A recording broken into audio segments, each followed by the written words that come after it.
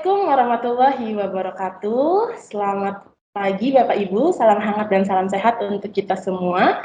Kembali lagi bersama saya Khairul Musfida dalam acara webinar yang dipersembahkan oleh Visimen Indonesia. Saya ingin mengucapkan terima kasih kepada Bapak Ibu yang telah meluangkan waktunya untuk hadir bersama kami di sini, dan saya ucapkan selamat datang dalam webinar Prevent Credential Theft and Manage Your Privilege Access. Baik, sebelumnya saya mohon kepada Bapak Ibu untuk menonaktifkan kamera dan juga mikrofonnya agar acara ini dapat berjalan dengan kondusif, dan nanti jika Bapak Ibu ada pertanyaan, mohon disampaikan pertanyaan tersebut lewat kolom chat, yang nantinya pertanyaan tersebut akan saya bacakan pada sesi Q&A dan akan dijawab oleh para pembicara. Kami juga mohon kepada Bapak Ibu untuk nantinya mengisi feedback form, yang nanti link feedback form tersebut akan kami share di kolom chat. Jadi nanti ketika Bapak Ibu sudah mengisi feedback form, Bapak Ibu akan mendapatkan slide presentasi, rekap Q&A, dan juga rekaman webinar pada pagi hari ini. Selain itu, nanti akan ada sesi door prize di akhir acara, di mana bagi Bapak Ibu yang mengisi feedback form berkesempatan memenangkan hadiah, yaitu mendapatkan e-wallet saldo OVO atau GoPay senilai ratusan ribu rupiah. Door prize ini hanya berlaku untuk 3 orang pemenang saja. Selain itu juga nanti akan ada pop-up quiz. Nah, nanti pop-up quiz ini akan ada di sela-sela presentasi dari para pembicara. Jadi nanti akan ada quiz, pertanyaan, nanti Bapak Ibu bisa langsung jawab di kolom chat. Jadi nanti jawaban yang tercepat dan yang paling tepat itulah pemenangnya.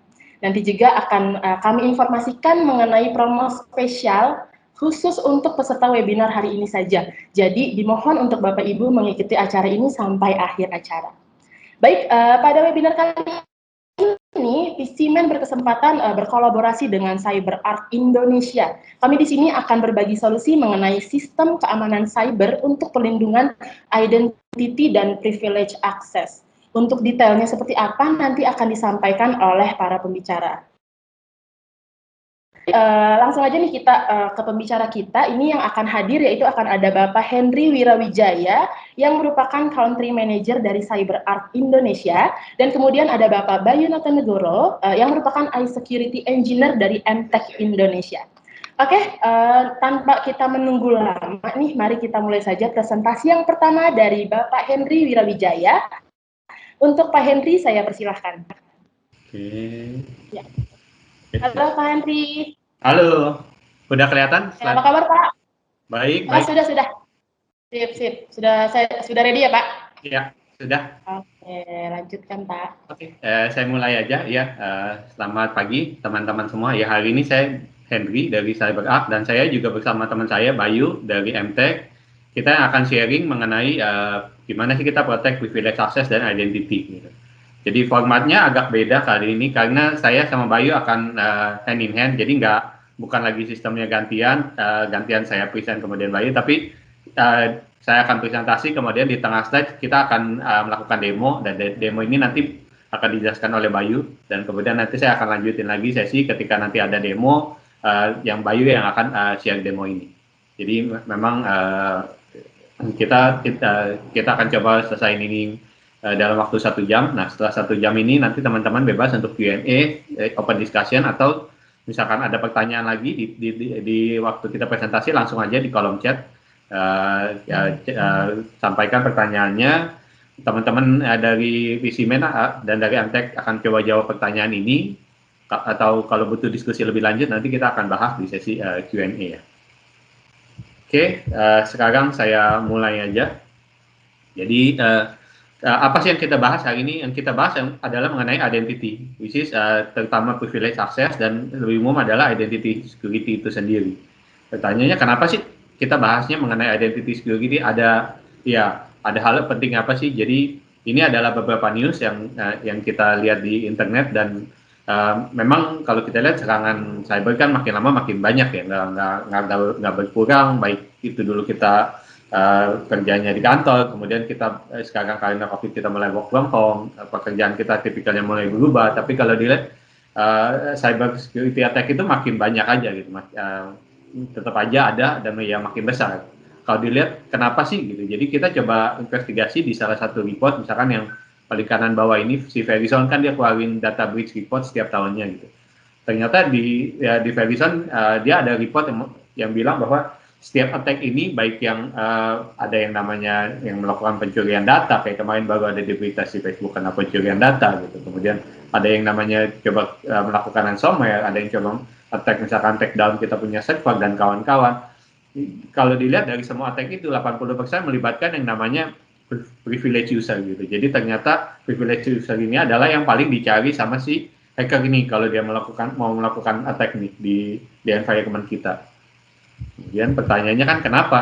Gitu. Ternyata privilege namanya privilege account itu privilege access ini adalah satu hal yang paling penting di organisasi. Kenapa? Karena ini kita perlu di satu sisi kita perlu. Kenapa? Karena kalau kita mau melakukan instalasi OS, instalasi software, update patch, terus tambah misalkan melakukan perubahan konfigurasi, kita kan butuh nih namanya si privilege access ini kan. Kita butuh account-nya nih, privilege account. Tapi di sisi lain, privilege account ini juga adalah yang paling diinjak si hacker. Kenapa? Karena begitu si hacker dapat privilege account ini, nah dia bisa melakukan hal yang dia mau lah. Contohnya yang tadi, kalau dia mau install ransomware, dia butuh namanya si privilege account ini. Begitu dia dapat, dia baru install lah, dia punya ransomware. Kalau dia mau lakukan pencurian data, dia harus cari yang namanya privilege account ini, dia dapat account yang cukup powerful, dia bisa masuk ke dalam database, dia tariklah data-data kita yang ada di dalam database, kemudian dicurilah sama dia. Jadi ini kita bilang privilege account itu key to the kingdom. Once kita punya hak yang lumayan tinggi dan atau once si hacker dapat privilege yang lumayan tinggi, dia bisa melakukan apapun yang dia mau. Dan masalah privilege makin besar gitu. Jadi kalau kita ngobrolin beberapa tahun lalu, kalau kita ngobrolin namanya privilege account kan pasti kita taunya admin nih, administrator, admin, root, database admin namanya, cloud atau cloud admin. Misalkan saya udah mulai pakai cloud. Tapi kalau sekarang kita lihat dunia udah berubah ya. Kenapa? Karena sekarang udah berkembang makin cepat gitu. Jadi software pun udah mulai banyak namanya automation tool, software tools gitu. Misalkan saya pakai vulnerability scanner tool yang udah automate kerja untuk vulnerability scanning. Nah, dia kan butuh namanya si privilege account ini, username password. Atau misalkan saya udah aplikasi saya, misalkan saya udah mulai ke DevOps sekarang, kemudian di aplikasi saya mau akses ke dalam database, nah dia juga butuh namanya si privilege account, dia butuh username password untuk ambil data di dalam database saya. Dan privilege account ini pun sekarang kita mulai sharing ke stakeholder lain, misalkan ke vendor kita gitu. Vendor kita kalau mau melakukan patch, ya udah karena dia lakuin patch installation di server kita, ya dia butuh namanya privilege account, nah kita kasih juga ke mereka. Sampai ujung-ujung sekarang adalah workforce kita gitu, yang dulunya user kita yang biasa, misalkan orang admin atau orang HRD, yang sebelumnya ini kapasitasnya adalah user biasa aja, dia cuma finance saja, cuma perlu software finance, tapi karena kondisi tertentu, misalkan karena WFH, kita provide mereka sama notebook, kemudian di notebook ini mereka perlu install software yang mereka mau gitu, software HRD mereka, software finance mereka, mau install printer mereka gitu. Akibatnya kita kasih namanya mereka yang local administrator gitu. Once kita kasih ini, akibatnya mereka juga punya privilege account sekarang, yang tadinya hanya tim orang finance gitu, finance staff saya atau misalkan HRD staff saya, tapi karena dia harus install sesuatu di notebook, dia jadi privilege account sekarang. Dan ini si account ini diaksesnya kemana-mana. Jadi even environment saya yang di on-premise gitu, akses ke dalam server, ke dalam tadi aplikasi HRD, aplikasi finance, sampai misalkan saya udah pakai beberapa SaaS gitu, misalkan saya pakainya emailnya Office 365 gitu, atau misalkan saya udah mulai pakai infrastruktur as a service sekarang, saya misalkan ada beberapa server saya di hosting di cloud, dan kalau kita lihat di bawah mereka aksesnya dari mana aja sih, user kita udah dari mana-mana gitu, karena terutama karena sekarang era work from home gitu kan, masih banyak yang kerja di rumah, akibatnya mungkin cuma 50% aja atau misalkan 70% aja karyawan saya di kantor, misalnya mereka mungkin akses di rumah misalkan, atau beberapa juga yang lagi di cafe shop atau di restoran, dan aksesnya pun udah macam-macam, ada yang kita punya PC, ada juga yang di event kita punya mobile. Dan ini namanya akses ini udah bermacam-macam sekarang. Nah, yang intro kita adalah gimana sih CyberArk bisa bantu untuk masalah identity security ini gitu. Dan kalau ini yang slide yang paling penting, jadi si kita bilang si CyberArk ini tujuan kita cuma 3 nih. Apa yang kita bisa bantu ke customer kita ada 3. Yang pertama adalah gimana kita prevent namanya credential theft. Gitu. Gimana kita mencegah jangan sampai credential kita kecurian, terutama yang privilege user, apalagi yang privilege user ini yang kritikal gitu. Misalkan saya punya database production saya administratornya gitu, atau misalkan saya punya domain adminnya, atau misalkan saya punya cloud infrastructure cloud adminnya gitu yang login ke cloud console. Nah ini yang kita harus cegah pertama. Gimana sih kita prevent namanya credential theft, jangan sampai credential saya kecurian, baik itu yang privilege ataupun sampai ke user biasa. Kenapa? Karena yang saya cerita tadi bahwa user biasa pun under certain condition dia bisa jadi privilege user. Nah kemudian yang kedua adalah kita harus prevent namanya lateral movement. Jadi ya kita make sure identity-nya jangan sampai kecurian nih. Identity-nya jangan sampai ada yang ngambil, si hacker ini bisa ambil gitu. Yang kedua adalah kalau identity-nya sampai kecurian pun, misalkan ternyata local user saya yang belum saya manage gitu, tiba-tiba dia kecurian data, jangan kecurian data, kemudian dia kecurian username password. Jangan sampai dia bisa melakukan lateral movement gitu. Si user kita kecurian username passwordnya, laptopnya si hacker bisa masuk. Gimana kita make sure si hacker itu nggak bisa ke kanan ke kiri gitu, ke laptop temennya yang di sebelah, ke laptop bosnya dia, atau even sampai ke server kita yang ada di data center gitu, atau misalkan ke email server kita atau ke tempat-tempat lain. Itu yang kedua. Dan yang ketiga ini adalah kita limit privilege escalation and abuse. Artinya adalah kita pasti bahwa privilege yang dia punya atau misalkan hak yang dia punya itu cuman yang dia perlu aja. Jangan sampai dia melakukan privilege escalation, artinya dia bisa escalate ke yang privilege yang lebih tinggi dari tadinya local admin, tiba-tiba dia bisa naik sampai ke arah domain admin. Dan ini yang 3 hal yang paling penting yang kita bantu cegah. Dengan kita mencegah ini, kita make sure bahwa identity kita di organisasi ini aman. Jadi kita cegah namanya credential theft, pencurian data, kita cegah namanya lateral movement. Jangan sampai kalau kecurian dia bisa ke tempat lain, dan kita cegah dia jangan sampai melakukan privilege escalation dan abuse privilege-nya mereka. Nah ini adalah 3 key point kita yang kita mau bantu. Gimana caranya? Caranya adalah kita mau semua identity ini nanti di-manage sama si CyberArk gitu. Jadi kita punya satu platform, identity security platform, any user, baik itu privilege, baik itu sistem tadi yang sistem akses ke database, baik itu automation tool saya, baik itu vendor saya, stakeholder yang lain, atau even saya punya user type finance atau HRD, kalau butuh identity nanti ke CyberArk gitu. Nanti CyberArk yang lihat, dia loginnya benar nih, sesuai dengan privilege-nya dia, sesuai dengan haknya dia, dan waktunya benar nih, aksesnya juga benar, baru kita kasih hak untuk akses ke yang mereka request gitu, ke sebelah kanan. Jadi ini konsepnya kita. Bagaimana kita melakukan ini? Kita bagi jadi tiga bagian besar. Yang pertama ya, yang tengah dulu ini saya bahas privilege. Jadi yang paling penting kita gimana sih kita protect yang namanya privilege-nya, privilege usernya ini. Nah privilege ini kita bagi dari privilege yang paling penting, privilege akses. Jadi akses ke saya punya critical infrastruktur, misalkan saya punya server, saya punya database, saya punya network device, saya punya security device, sampai ke privilege ke saya punya endpoint gitu. Gimana make sure bahwa di endpoint saya, di laptop tadi orang finance saya atau di server saya, privilege-nya ini terjaga. Jadi ada namanya si endpoint privilege manager. Ini yang di sisi privilege. Kemudian di sisi kiri adalah yang untuk workforce identity gitu. Gimana kita make sure bahwa semua user kita aksesnya aman gitu.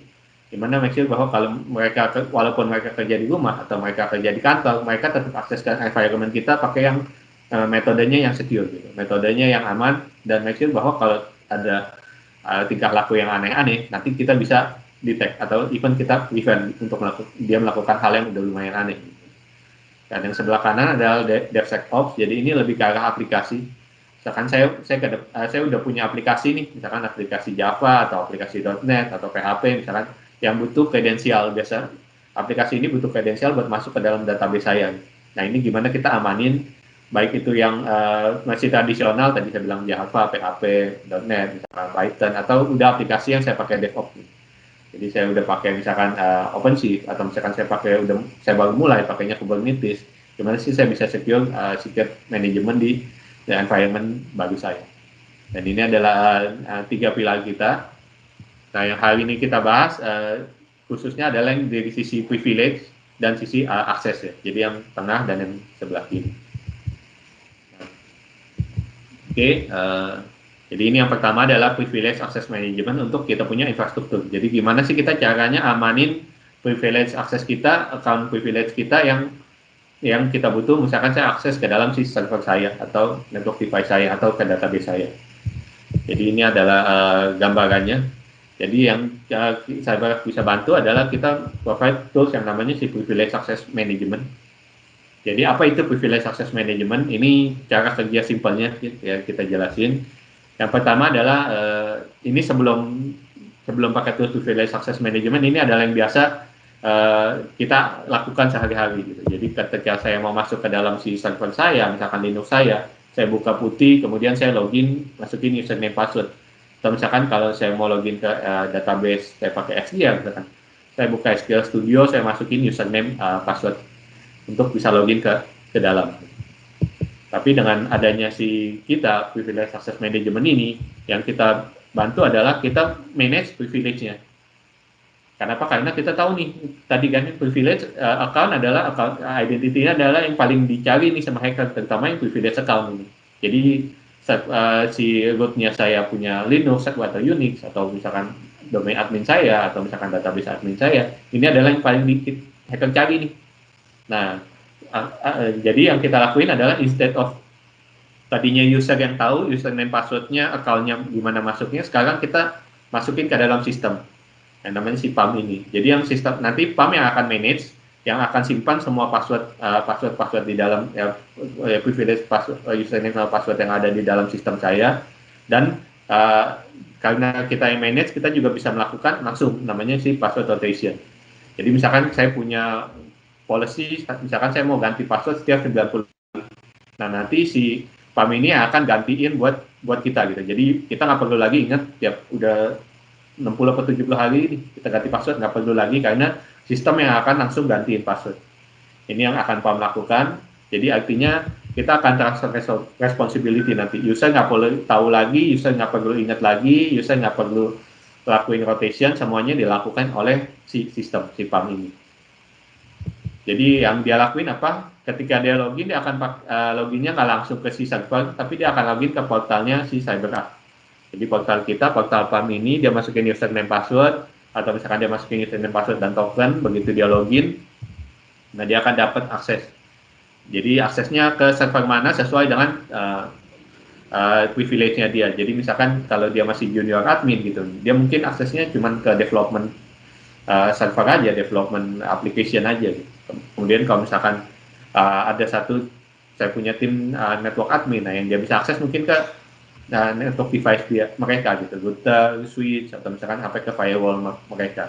Jadi ini kita bisa batasin, user ini bisa akses apa aja, dan kita juga bisa bikin approval justification-nya juga. Jadi saya bisa bilang, kalau server ini critical, saya nggak mau user ini bisa langsung login gitu ke misalkan database saya, karena database production critical, saya mau kalau ada yang mau pakai si PAM ini untuk login ke saya punya database yang critical ini, dia harus approval dulu. Jadi dia harus minta approval bosnya atau misalkan yang database super usernya gitu. Jadi begitu dapat approval, dia baru bisa login ke dalam sistem yang mereka mau. Dan begitu dia klik, dia berhak login, berhak connect. Nah nanti si PAM ini akan cek nih, oh boleh nggak sih dia sebenarnya login? Oh ternyata boleh, oke. Nah nanti si PAM ini akan provide kredensial ke user. Jadi user nggak perlu tahu lagi, user nggak perlu ingetin lagi. Nanti otomatis dia udah akan bisa login ke dalam si resource environment yang mereka tuju gitu misalkan. Nah ini juga berlaku untuk karena kita kan udah punya PAM-nya nih, kita udah punya vault nih tempat nyimpan username sama password. Nah nantinya kita bisa pakai juga nggak cuma untuk tadi yang user, yang administrator, user, vendor kita lakuin, tapi juga sistem. Jadi sistem kita, misalkan saya punya application server, butuh username atau password masuk misalkan ke saya punya server yang lain atau ke saya punya database. Nah, dari yang sebelumnya saya embed password, username, password sama host ini saya embed ke dalam source code atau saya masukin di file di dalam saya punya file server. Nantinya nggak perlu saya manuali lagi gitu. Tapi semuanya sama, semuanya dimasukin ke dalam vault yang sama, ke dalam si PAM juga. Jadi begitu si sistem akses yang mereka panggil adalah function nanti, function get username-nya, get password-nya, get host-nya. Nah, jadi begitu si dipanggil get-nya, oh dia bisa berhak akses, nah aksesnya langsung dikasih. Kemudian selanjutnya adalah karena kan passwordnya udah di manage nih sama si PAM nih. Sebenarnya kalau kita lihat tanggung sih, kenapa enggak sessionnya kita manage juga? Nah, oleh karena itu ada komponen namanya si session manager. Jadi kerjaannya session manager adalah yang bikinin session ke target device gitu. Jadi nantinya kalau kita pakai PAM, kalau saya mau akses misalkan tadi ke database saya lewat SQL Studio, nanti yang akses itu sebenarnya bukan user ini langsung, tapi yang akses adalah si session manager ini, namanya privilege session manager. Session manager yang akan kalau dia dapat akunnya sesuai, session manager yang akan bukain akses ke database-nya. Jadi SQL Studio-nya nanti akan kebukanya di privilege session manager ini, bukan di si user ini. Sehingga bagusnya apa? Bagusnya karena session-nya kita manage semua di sini, saya bisa lakuin monitoring nih. Jadi semua aktivitas admin ini nanti saya bisa cek. Saya bisa monitoring dia ngapain aja, kemudian apakah dia melakukan aktivitas yang aneh. Kalau misalkan event si ini adalah yang kita kasih privilege ini si vendor, misalkan karena vendor kita perlu lakuin patch, kemudian kan dia patch-nya juga karena sekarang masih pandemi, kita minta mereka patch-nya dari remote aja deh, dari rumah. Nah, nanti begitu dia lakuin perubahan dari rumah ini, kita bisa liatin juga gitu. Jadi kita bisa punya namanya si auditor mode, jadi kita bisa lihat nih, dia aktivitinya ngapain aja sih. Kalau dia bilang tadi install patch, apakah dia cuma install patch doang, ataukah dia melakukan hal yang aneh-aneh. Misalkan karena username passwordnya si user ini udah nggak dapat lagi, si vendor ini mulai pinter, dia mau coba bikin user baru gitu. Dia coba add user baru, nah kita udah mulai kalau aneh-aneh ini sebagai administrator kita bisa langsung take action nih. Oh, kita stop deh sessionnya atau kita suspend dulu, kita tanyain dia kenapa mau coba add user baru.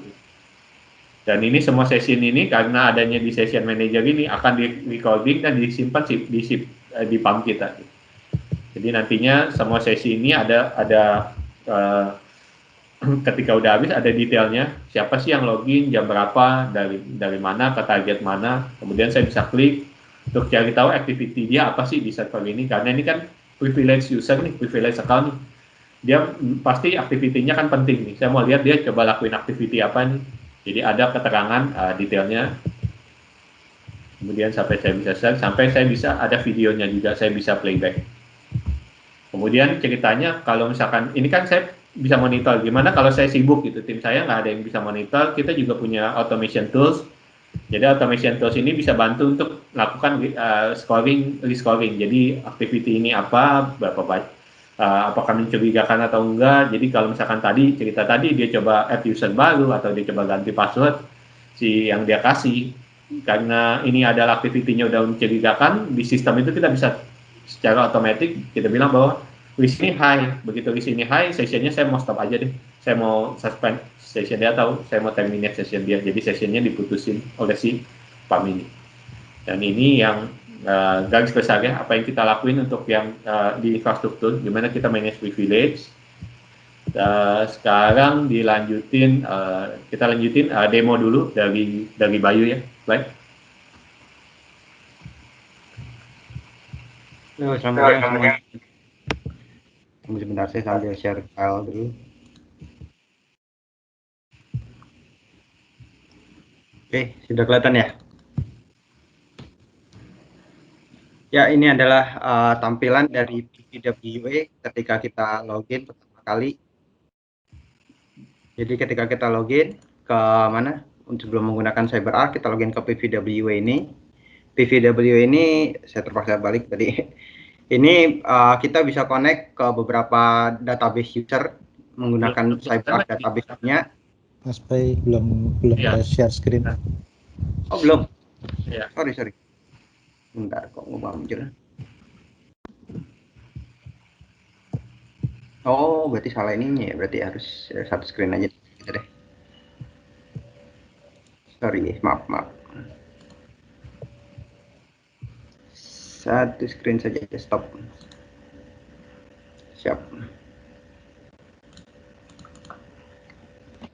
Oke, udah ya? Oke, udah. Oke, siap. Ya, ini adalah tampilan dari PVWA. PVWA itu adalah web GUI untuk kita connect ke sebelum kita melakukan koneksi ke target device gitu. Kita di sini bisa ada beberapa database user yang bisa digunakan. Pertama menggunakan CyberArk punya database, jadi kita tinggal menambahkan user-usernya ke dalam database CyberArk, ataupun kita integrasikan ke Active Directory, LDAP, ataupun juga misalnya kalau ada token seperti RSA ataupun Radius server itu juga bisa kita integrasikan juga ke CyberArk. Di sini adalah kita udah diintegrasikan ke LDAP. Di sini saya login sebagai Vina. Vina ini adalah vault admin alias adminnya CyberArk gitu.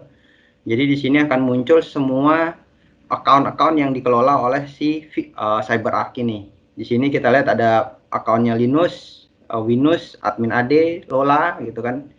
Yang mana platform atau OS-nya itu beda-beda. Ada yang base Unix ataupun base Windows. Kemudian di sini saya login lagi menggunakan satu user lagi. Di sini saya login sebagai Windows admin.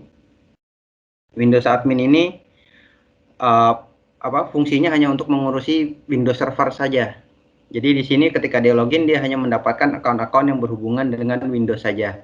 Jadi di sini untuk Linux, untuk Cisco gitu dia kan nggak akan muncul. Jadi emang sudah disegregasi sesuai dengan hak adminnya dia. Gitu.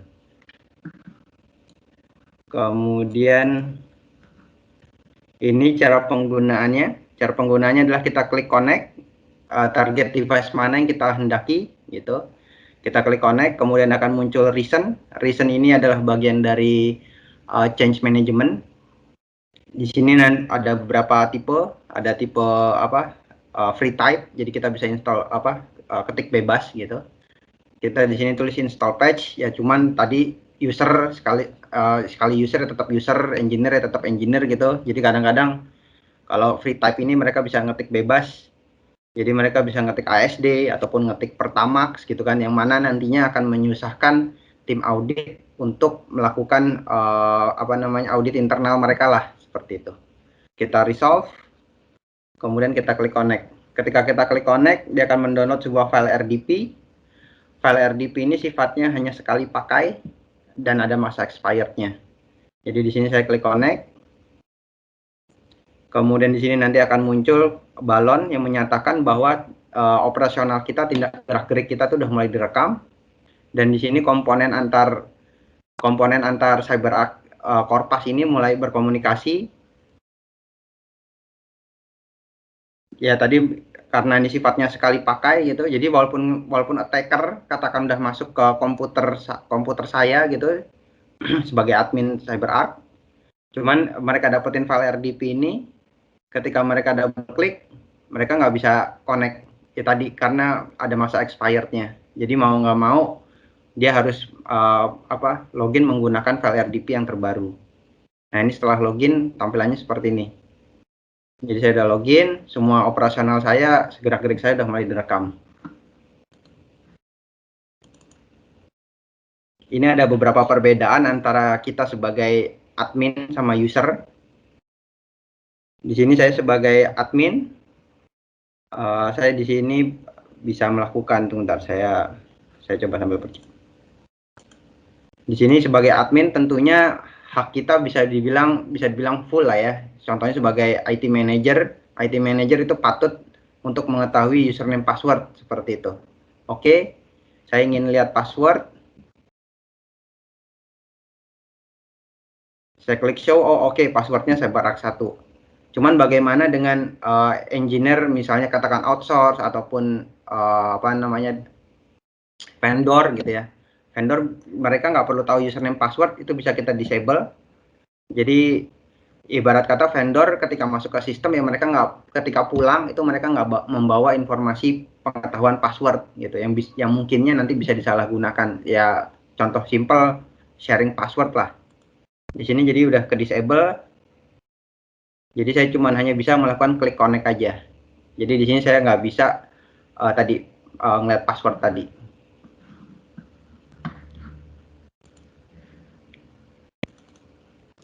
Kemudian ini ada beberapa tipe koneksinya. Untuk pertama tadi di sini saya ingin menunjukkan untuk reason-nya, change management-nya tadi. Di sini sifatnya free type, bisa nulis Pertamax, ASD, yang mana harus dihindari dalam untuk memudahkan tim audit gitu. Kemudian juga bisa kita bikin drop down list seperti ini. Kemudian ada satu lagi fitur, kita pilih install patch, kita klik connect, ataupun ada satu fitur lagi kita ada request connection. Request connection ini berfungsi sebagai change management juga. Jadi dalam artian seperti ini, biasanya kan kita kalau vendor ingin melakukan perubahan, mengisi change management gitu kan, kita minta formnya, kita isi server mana, alasannya apa, tanggal berapa gitu. Kemudian kita minta tanda tangan dari IT manager, IT manajernya approve, kita bisa login lah seperti itu. Cuman ini mungkin nggak berlaku untuk semua vendor, dalam artian ada beberapa vendor udah lama gitu, udah ada saling keterpercayaan gitu kan. Tetapi mungkin ada perubahan policy, gimana caranya nih? Saya sebagai vendor lama ngisi form, cuman IT manajernya lagi lagi dinas gitu, dinas luar gitu kan, yang mana nih tantangin bisa seminggu lagi. Sementara kayak sebagai vendor, saya udah ngisi form kok, nggak usah tanda tangan, nggak apa-apa lah, saya udah tahu username passwordnya, seperti itulah bisa dibilang. Nah itu kan bisa membahayakan sistem lah, bisa dibilang kok begitu gitu, tidak sesuai dengan SOP. Nah di sini kita aktifkan request connection tadi. Di sini saya tuliskan reason, saya mau install patch. Jadi di sini sistemnya udah terintegrasi untuk change management ini tadi.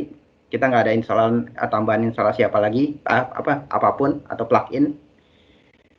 Di sini kita request time frame-nya dari tanggal berapa sampai tanggal berapa. Kemudian juga di sini kita lihat nanti confirmer list-nya. Di sini siapa aja yang bisa mengconfirm. Di sini adalah ada IT manager. Jadi nanti ketika saya klik send request, itu nanti IT manager tersebut akan mendapatkan email. Dari email tersebut nanti dia bisa mereview, oke, ini karena sifatnya urgent, silakan dilakukan. Saya klik oke. Nanti request connection ini akan berubah menjadi tombol connect, yang artinya saya pada waktu yang sudah ditentukan tadi akan berubah menjadi tombol connect. Jadi saya bisa login ke target server sesuai dengan waktu yang sudah ditetapkan, seperti itu. Kemudian juga di sini ada kita akan membahas masalah suspend session ataupun remediate ataupun terminate. Di sini user sedang mengakses ke folder desktop, download, dokumen, picture gitu kan. Cuman terkadang ada engineer yang mungkin ngerasa kok nggak bisa internet gitu ya. Kenapa nih gitu, atau user ini mungkin masalah firewall kali. Saya coba aja otak-atik firewallnya gitu. Ketika saya jalankan firewall, dia sessionnya langsung ke suspend. Yang mana di sini artinya dia melanggar policy. Kita di sini kita udah menetapkan policy.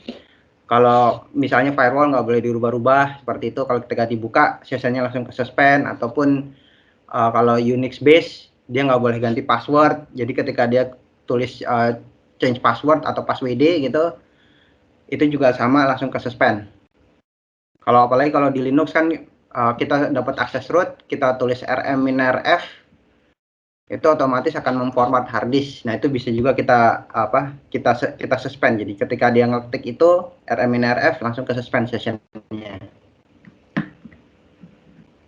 Di sini user sedang mengklik taskbar. Di sini saya coba minimize. Di sini saya nggak bisa sama sekali. Jadi di sini karena saya udah suspend, mau nggak mau saya harus lapor ke tim IT CyberArk. CyberArk admin lapor, di review seperti apa. Emang misalnya kalau ada sesuai melanggar policy gitu, mungkin bisa dikasih SP atau seperti apa, disesuaikan dengan kondisi. Di sini saya login sebagai Aura. Aura adalah auditor. Auditor di sini kita fungsinya bisa melihat hasil recording perekaman sebelum-sebelumnya ataupun active session yang berjalan. Nah, di sini kita bisa melakukan resume atau terminate. Jadi dalam artian ada session berjalan, dia melanggar policy, kita review, kalau emang setuju ya kita resume gitu. Cuman misalnya juga untuk suspend sama terminate ini khususnya untuk akses yang sekiranya tuh bisa dibilang mencurigakan lah ya. Mencurigakan ini bisa kita langsung suspend atau bisa kita langsung terminate. Jadi sessionnya dia akan ke stop.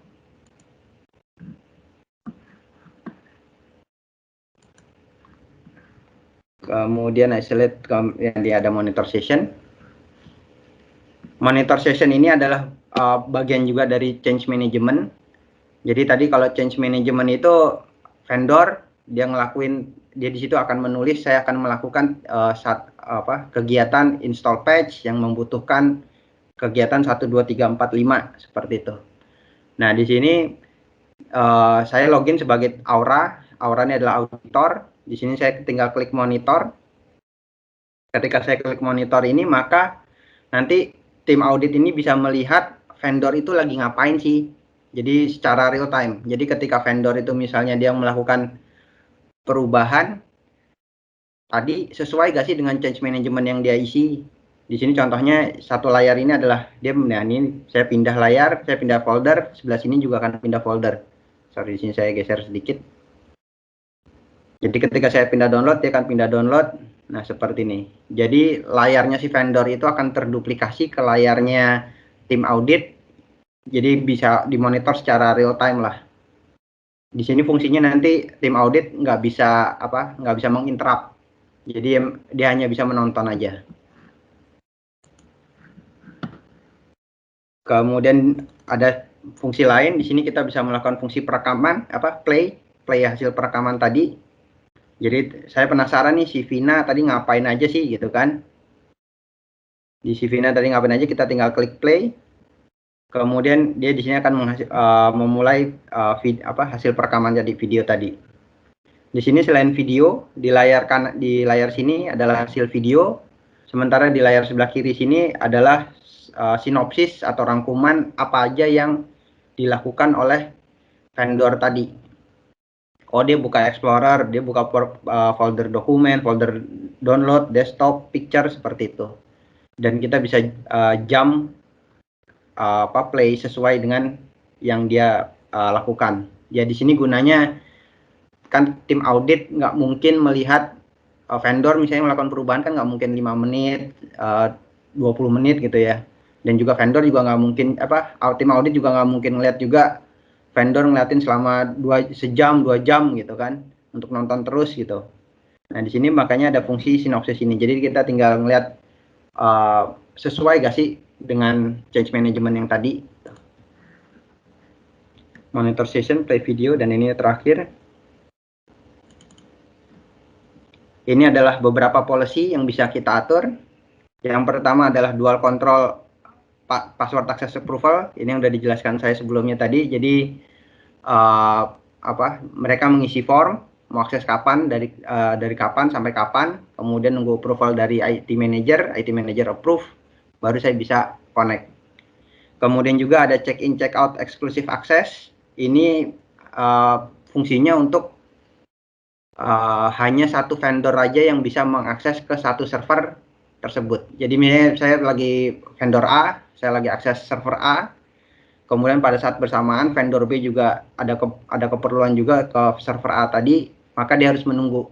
Vendor B tadi harus menunggu saya selesai. Dia nggak bisa langsung login gitu aja. Kenapa ya? Karena untuk menghindari salah paham lah ya, kesalahan. Jadi kadang-kadang kan ada yang tunjuk-tunjukkan nih, oh enggak kok, saya nggak ngelakuin ini, vendor B kali gitu. Nah, ini gunanya jadi hanya ya untuk memastikan tadi hanya satu vendor aja yang bisa mengakses ke satu server. Kemudian ada one time password access. One time password access ini adalah ketika saya memberikan akses ke satu vendor, gitu, saya kasih passwordnya, CyberArk 1, cuman ketika dia logout, itu otomatis passwordnya akan berubah.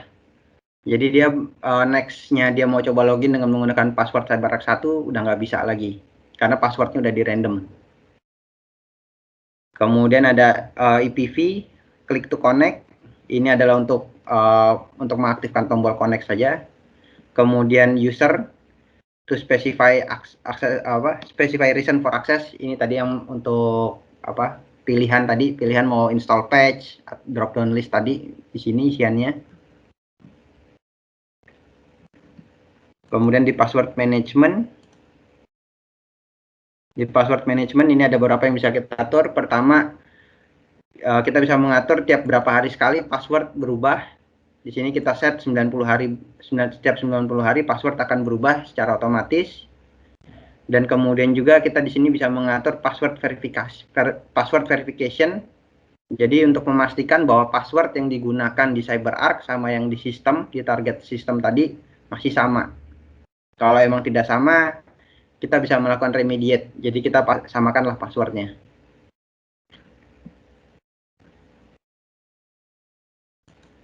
Kemudian ada session management.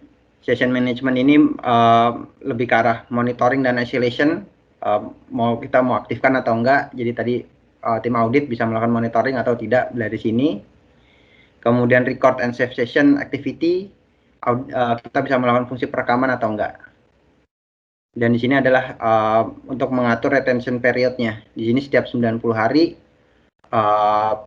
file video terakhir perekamannya akan mulai dihapus. Jadi video tadi hanya disimpan selama 90 hari. Ya, demikian Pak Henry demonya. Silakan Pak Henry. Kalau ada pertanyaan silakan via chat biar bisa dibantu. Oke. Saya lanjutin ya.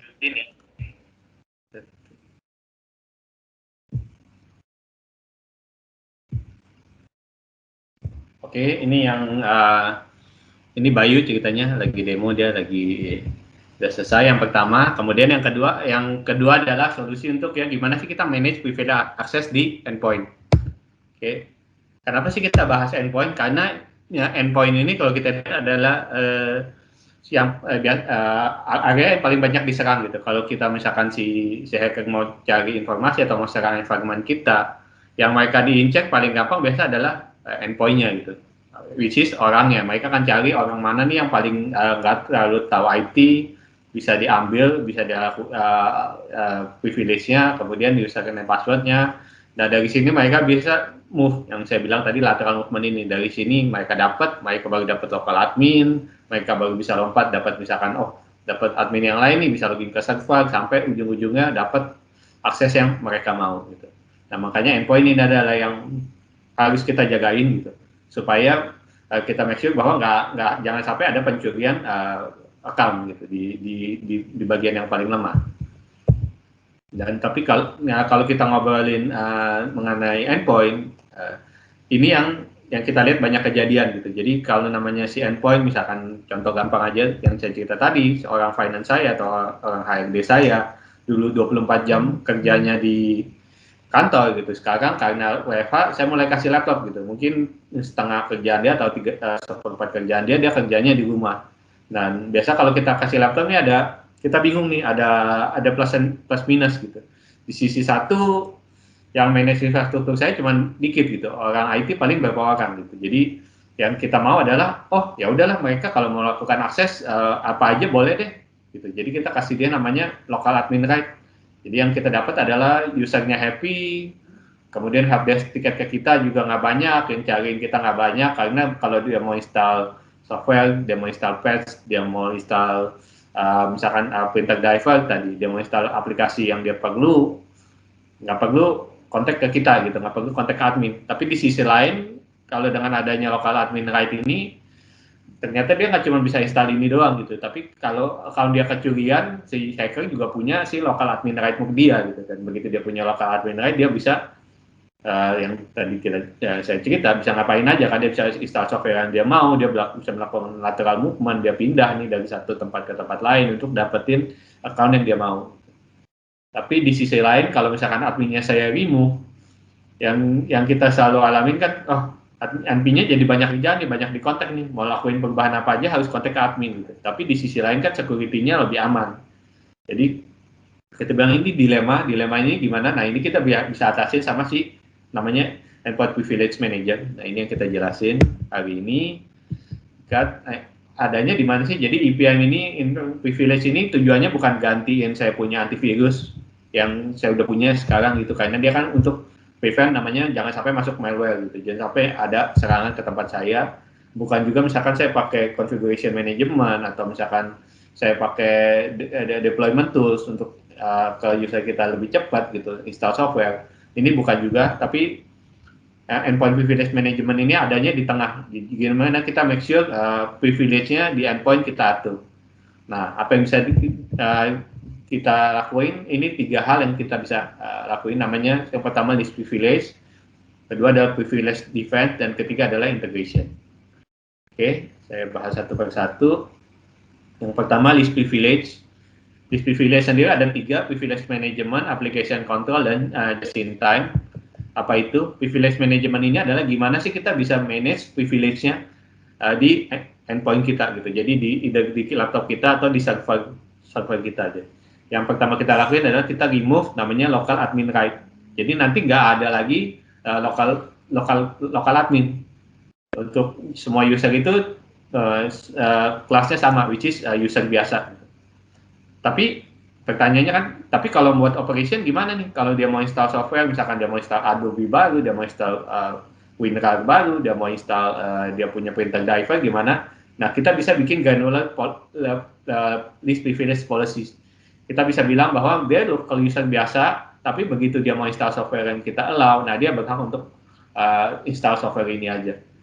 Jadi begitu dia install software ini, sebenarnya kita naikin privilege-nya, kita sekali privilege-nya jadi administrator, dan begitu dia selesai lakuin kegiatan ini langsung kita jadiin dia user biasa lagi. Jadi ini yang keunggulannya apa ini, jadi kita nggak usah ribet nih, jadi kita ketemu di tengah-tengah antara operationnya sekarang kita nggak perlu ribet lagi karena software yang kita approve mereka bisa install, di sisi lain security pun kita aman gitu, karena kita udah nggak kasih nggak ada namanya local admin lagi. Jadi secara environment aman. Ini demonya, kita demoin sekarang per feature. Ini saya aja yang akan jelasin. Jadi ini contohnya adalah ini di komputer si John nih. Si John mau login. Jadi dia adalah ini kalau tanpa EPM ya. Jadi kalau di environment biasa ini karena dia mau secure, saya kan nggak kasih dia namanya local admin. Tapi akibatnya apa? Akibatnya begitu dia mau install Adobe Reader, ini pasti zaman dulu gitu, masih install Adobe Reader. Dan kita nggak allow gitu. Kalau dia mau buka sesuatu yang lumayan sensitif, dia mau buat change date and time, dia juga perlu administrator password. Begitupun dia mau manage firewall. Nah sekarang kalau kita pakai si EPM ini, EPM kita bisa bikin policy apa yang bisa dia lakuin atau apa yang bisa dia lakuin, apa yang dia nggak bisa lakuin.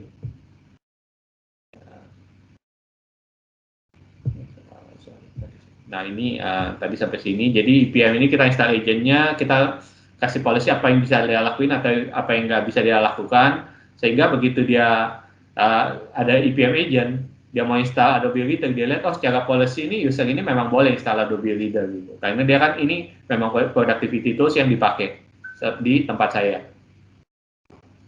Di Adobe Reader dia pun diinstal gitu. Kemudian begitu dia buka yang nggak terlalu sensitif, dia ubah tanggal, nah dia masih bisa gitu.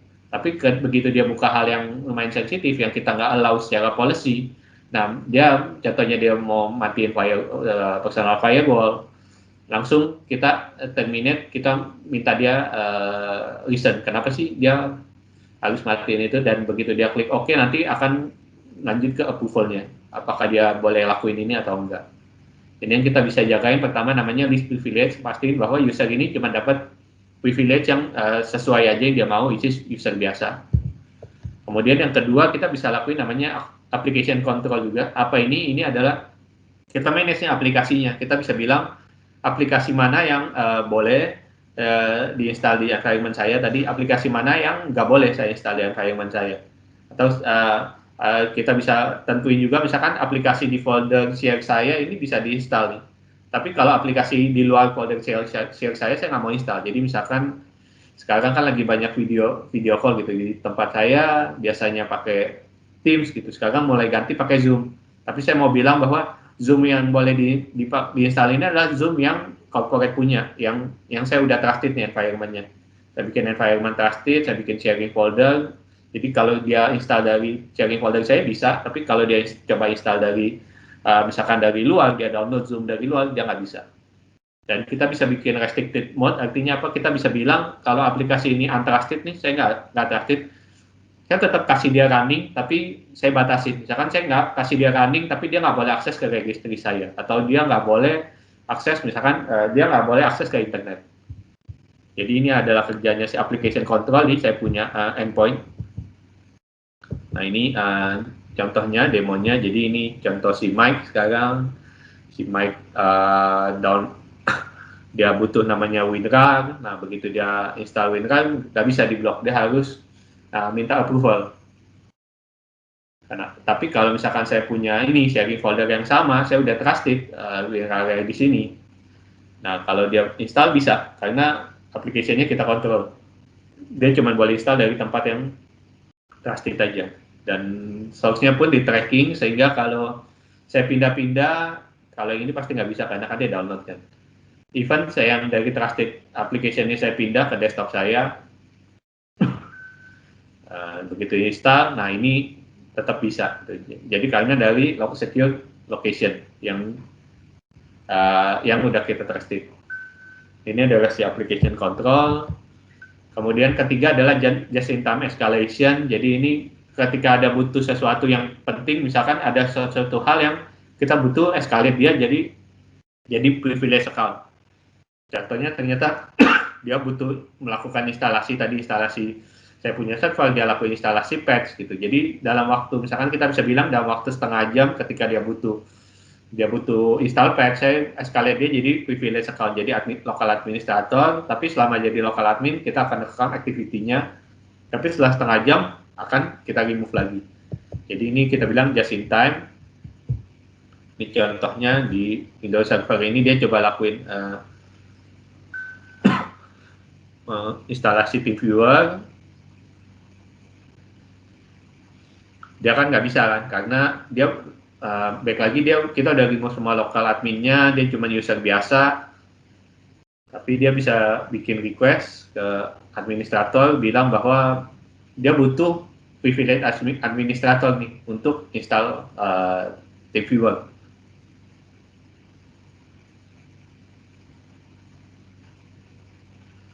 Nah, begitu dia requestnya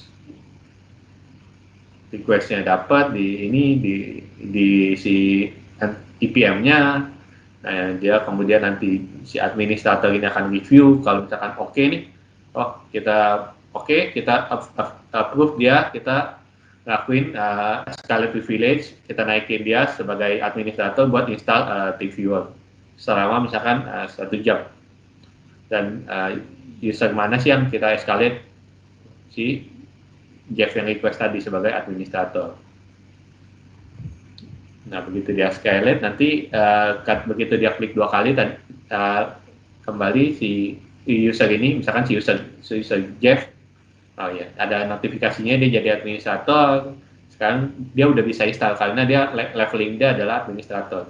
Kita bisa lihat juga levelingnya dia di mana, di detailsnya, misalkan computer management. Nah, untuk 1 jam ke depan si Jeff ini akan jadi si administrator ini.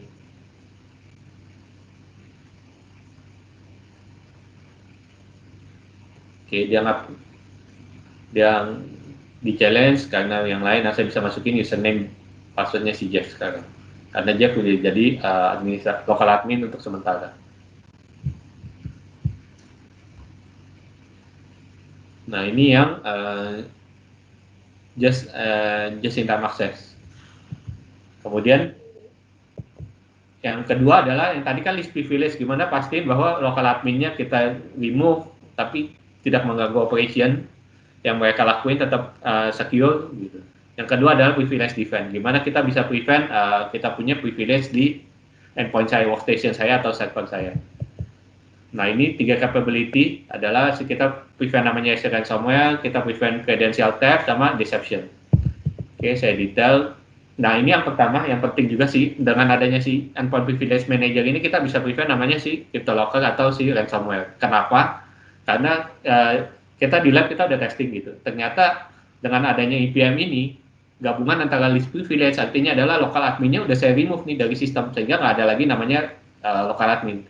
Kedua pun aplikasinya udah saya restrict nih. Kemudian kalau ada aplikasi yang unknown saya udah restrict, misalkan dia nggak boleh akses ke saya punya file yang kritikal, nggak boleh akses ke saya punya registry, sehingga gabungan dua function ini bisa cukup powerful untuk mencegah namanya si ransomware gitu. Kita pastiin bahwa ransomware ini kalau misalkan amit-amit saya punya endpoint nggak bisa cegah gitu, endpoint saya nggak bisa cegah, orang kena email phishing tetap bisa download, begitu dia mau coba running ransomware mereka nggak akan bisa.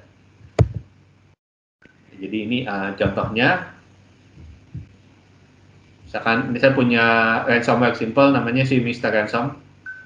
Jadi Mr. Ransom ini sebagai demo dia akan coba encrypt namanya saya punya folder di top secret gitu. Ini file-file saya di top secret yang si Mr. Ransom ini kalau kita jalanin akan lakuin ransomware gitu. Dia akan encrypt file ini. Nah, ini filenya, tapi instead of encrypt lebih gampang adalah ya sekarang, nah begitu dia klik encryptnya udah successful, sekarang filenya tetap masih sama, tapi begitu saya buka udah file encrypted gitu, udah hash bentuknya. Nah, ini yang sebelum saya pakai si EPM. Jadi tetap bisa dilakukan si ransomware. Tapi begitu yang saya lakuin adalah sekarang saya pas login ke konsolnya si EPM ini, saya install agentnya di si komputer tadi, misalkan komputer si John gitu. Kita lihat, oh ya, komputer John udah install, komputer Mike juga udah install gitu. Kemudian di komputer Mike saya bikin policy-nya sekarang. Bikin policy, dan policy-nya bisa banyak, dan untuk yang privilege threat protection ini kita bisa aktifin. Lebih ke arah yang ini adalah yang bawah ini application control-nya tadi, jadi saya bisa monitor aplikasi yang ada di internet. Kemudian yang aplikasi yang unknown ini saya coba manage, saya akan restrict. Dia cuma boleh akses yang terbatas saja, dan saya bisa aktifin namanya si ransomware protection. Oke. Nah, dia bilang oke, udah successful si ransomware protection-nya. Sekarang ketika saya login ke aplikasi yang sama nih, Mr. Ransom, ya misalkan ini yang kejadian saya udah install agent, dokumen top secret saya belum di encrypt. Ini saya buka kan masih bisa biasa, tapi begitu saya mau encrypt filenya, nah ini sekarang udah failed gitu, karena agent si EPM ini mencegah dia untuk akses file yang sensitif. Kemudian dia juga nggak punya local administrator account juga, sehingga ya dia nggak bisa, akhirnya ransomware ada atau nggak ada di tempat kita gitu, di PC-nya atau di server saya tetap ada, tapi dia nggak bisa lakuin apa-apa, dia nggak bisa jalanin ransom yang dia mau. Nah, ini adalah yang untuk ransomware. Kemudian kelewatan dua lagi adalah ini yang credential theft. Ini lebih ke arah saya kan saya punya PC kan saya punya browser namanya, atau misalkan saya punya putih, saya punya tadi TeamViewer mungkin.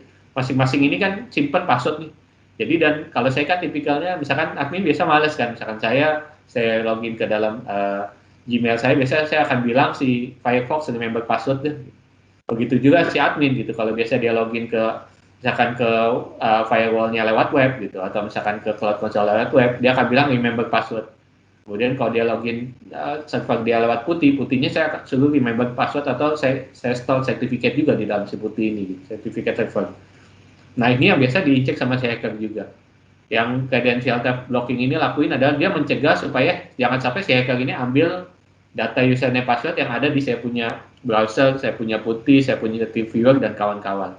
Jadi di CyberArk kita tahu foldernya ada di mana, kemudian kita securein folder ini lah. Jangan sampai ada yang coba akses folder ini, apalagi copy folder ini.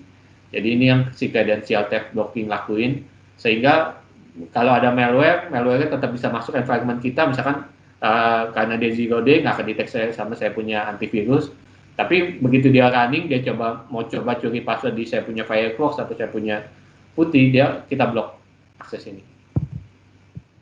Terakhir ini deception adalah kita bikin bait account, jadi kita bikin account palsu nih, ada privilege account palsu, kita mau ngecek nih environment kita ada yang coba attack nggak sih, ada yang coba ambil privilege palsu ini nggak sih, sehingga kalau mereka coba ambil privilege palsu ini, kemudian mereka coba login pakai user ini kan ketahuan gitu.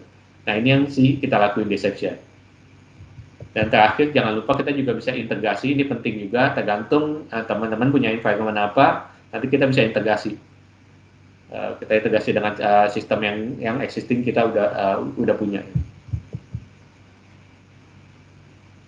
Dan kalau pertanyaannya kalau saya mau testing gimana? Nah gampang banget. Jadi di website kita ada trial testingnya. Jadi teman-teman cukup scan aja atau ke website kita, saya bilang saya mau trial, dan sistem bentuknya IPM ini sendiri SaaS ya.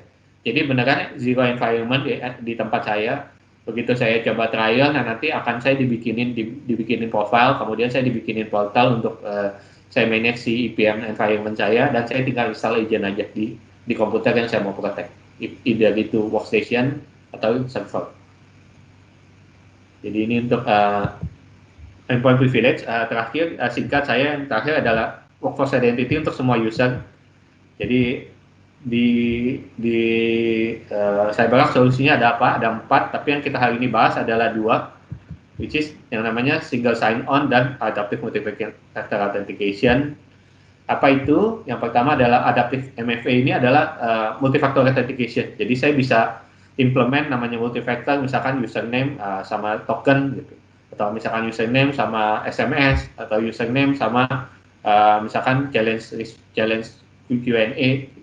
Jadi kita punya sistem untuk provide strong multi-factor authentication ke environment yang saya mau tuju. Misalkan saya mau login ke saya punya VPN gitu, kita pakai MFA. Saya mau login ke saya punya desktop atau server, kita pakai MFA. Saya mau login ke environment saya, misalkan saya punya aplikasi web, saya punya login ke misalkan firewall portal saya, network device saya, even saya mau login ke tadi si CyberArk punya Pak. Nah ini semua kita bisa protect, dan kita punya extra layer, artinya apa?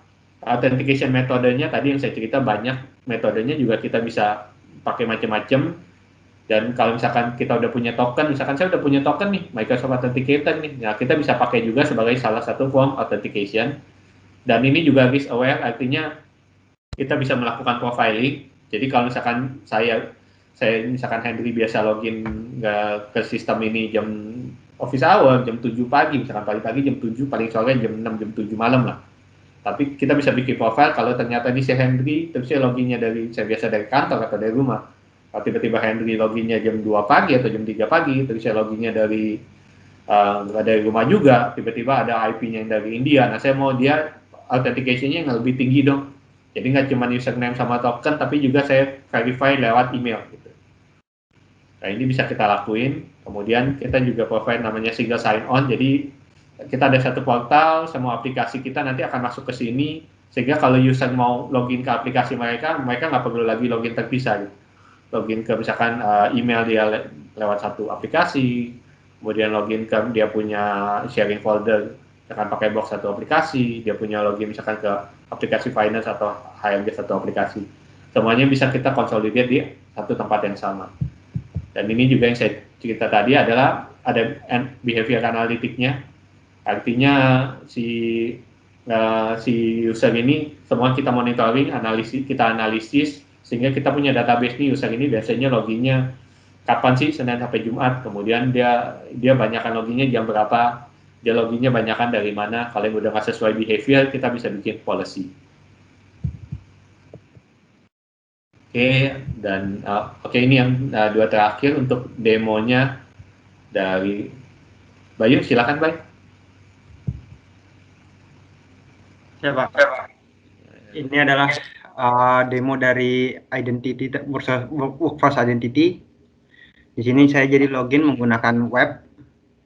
Di sini ketika saya login, maka di sini saya akan ditampilkan semua aplikasi yang bisa saya login lah. Jadi SSO, jadi sifatnya single sign on. Jadi di sini saya contohkan saya ingin login GitHub, saya tinggal klik GitHub aja, dia langsung otomatis login ke GitHub. Cuman bisa juga kita integrasikan ke CyberArk Corpus, ke PVWA-nya. Di sini saya integrasikan. Cuman di sini saya menambahkan fitur two-factor authentication. Jadi selain username password, kita juga akan mendapatkan OTP. Bisa di sini saya akan mendapatkan OTP via cellphone saya, via handphone. Kemudian saya masukkan kodenya, kemudian saya bisa masuk ke PVWA-nya. Jadi fiturnya lebih mengamankan ke akses ke CyberArk-nya. Jadi nggak berdasarkan username password saja. Di sini saya bisa mengakses CyberArk seperti normal. Kemudian ada satu demo lagi.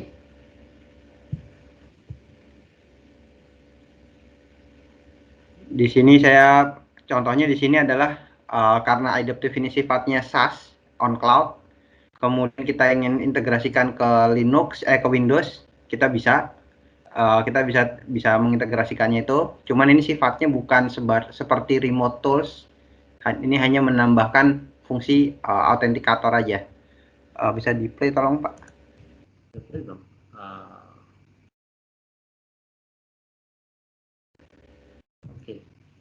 Oke, di sini saya jalankan remote desktop ke satu target server. Saya klik connect. Di sini saya memasukkan username password, login. Cuman di sini nanti saya akan mendapatkan satu lagi tantangan, challenge yang harus dipenuhi. Saya harus memasukkan OTP lagi. Di sini OTP-nya tadi kita diterima sesuai yang kita define, mau dikirim kemana, via email, via SMS. Nah ini dia mobile authenticator ataupun ke Google Authenticator, email, SMS bisa. Di sini saya arahkan ke OAuth. Saya masukkan PIN-nya, verification code-nya yang diberikan. Maka di sini saya bisa login ke Windows-nya. Jadi di sini fungsinya menambahkan fitur keamanan dari username password untuk mengakses Windows. Bukan seperti sebagai remote tools seperti itu. Ya itu aja Pak Henry. Untuk demonya. Nah sesinya cukup dari kita. Sekarang kita ke pertanyaan ya, Q&A. Kayaknya dari kolom chat udah ada beberapa pertanyaan ya. Iya, Pak Henry.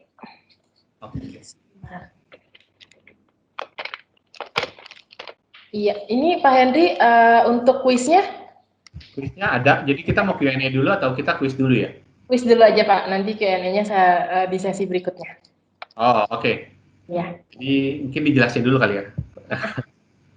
Ya, jadi nanti ini kuisnya Pak Henry akan memberikan beberapa pertanyaan, jadi Bapak Ibu bisa langsung jawab di kolom chat. Jadi jawaban yang paling tepat dan cepat itu yang akan mendapatkan hadiahnya. Gitu ya Pak? Oke. Berarti hadiahnya ada 4 atau ada 1 kita? Ada 4 Pak. Jadi 1 pertanyaan ada 1 pemenang. Oh, 1 pertanyaan 1 pemenang. Oke, berarti kita mulai aja ya. Sip, langsung mulai aja Pak. Ya, saya langsung rantau, nanti teman-teman langsung jawab di kolom chat. Ya. Yang jadi wasitnya siapa nih hari ini? Saya boleh Pak. Oke. Nih pertanyaan 1, ini dari Bayu, komponen apa yang merupakan perekaman dari PVC? Ya. Iya, nih tinggal langsung dijawab A, B, C, atau D nih. Nanti dari tim PCman akan bantu screening siapa yang jawab paling cepat dan paling tepat. Oke. Iya, nanti untuk pemenangnya akan diinfokan di akhir acara bersamaan dengan door prize. Oke. Oke, ini udah mulai banyak nih yang jawab. Mas Bayu, jadi kita udah bisa jawab?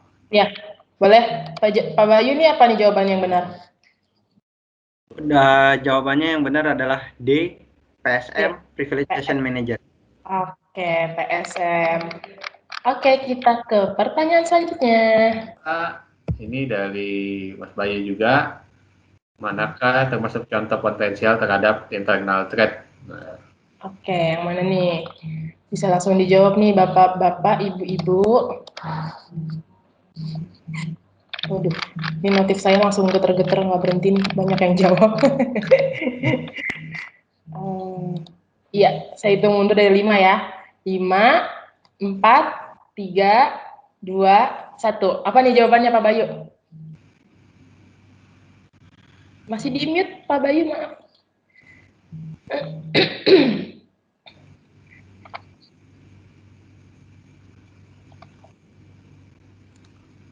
Masih dijawab, masih di mute, sorry.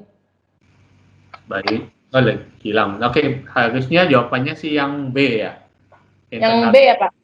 Ya, yang benar B. Terlalu banyak hak akses dan permission. Oke, 2 pertanyaan lagi. Oke, nah ini pertanyaan 3 dari saya. 3 hal penting apa yang bisa dibantu CyberArk melindungi identity Dalam organisasi. ya. Jadi pilih 3 di 4. Jadi misalkan saya pilih EFG gitu. Kan nggak ada F. Oke, jadi ada 3 jawaban yang tepat ya Pak ya? Betul. Oke, bisa langsung dijawab nih. Waduh. Dan A dan B dan C gitu. Nah, Iya. Oke, sudah banyak juga nih yang menjawab. Jadi ini dari kuis ini pemenangnya akan mendapatkan saldo OVO atau GoPay senilai Rp100.000. Jadi nanti diinfokan di akhir acara. Oke, apa nih Pak? Apa nanti jawaban yang tepat? Oke, jadi yang salah itu sebenarnya yang B ya. Jadi yang benar itu yang A, yang C, sama yang D. Oke, jadi theft, lateral movement, sama limit privilege escalation. Oke, jadi jawabannya A, C, D ya. Ya. Oke Pak, ke pertanyaan terakhir.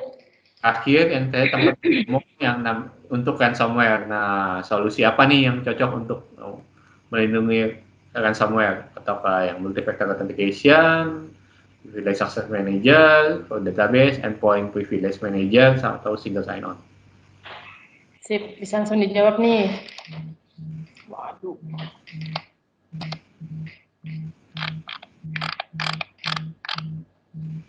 Oke, saya hitung mundur ya dari 5, 4, 3, 2, 1. Apa Pak Henry jawabannya? Jawabannya yang ransomware adalah untuk endpoint privilege manager, yang C. Oke, jadi yang C ya Pak ya? Oke, terima kasih Bapak Ibu yang sudah bergabung dalam kuisnya. Nanti untuk pemenang akan diinfokan di akhir acara. Oke, kita langsung ke sesi Q&A kali ya Pak Henry ya. Ini udah banyak banget pertanyaannya, sebentar. Saya bantu. Saya scroll dulu untuk pertanyaannya. Aduh, ini saya harus scroll.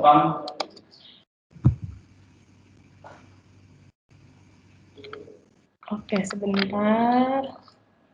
Oke, ini ada pertanyaan dari Bapak Eka. Soalnya banyak, karena ada jawaban. Iya, ini banyak. Oke, ini dari Pak Nanang dulu deh. Dari Pak Nanang dari PT Adiagraha. Izin bertanya nih, apakah kelebihan menggunakan CyberArk dibandingkan dengan lainnya?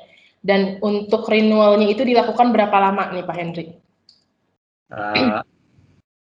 Oke, kalau kita perbedaannya apa? Jadi mainly adalah kita complete identity security ya. Jadi kalau beberapa vendor ini biasanya kita ketemu adalah kalau kita lagi ngobrolin privilege access ada yang punya gitu. Kemudian kalau kita ngobrolin endpoint privilege, mereka ada vendor lain, vendor B lain. Tadi vendor A, ini vendor B. Kemudian kalau kita ngobrolin identity security, misalkan autentikasinya, multi-factor authentication, kemudian ada vendor C lagi.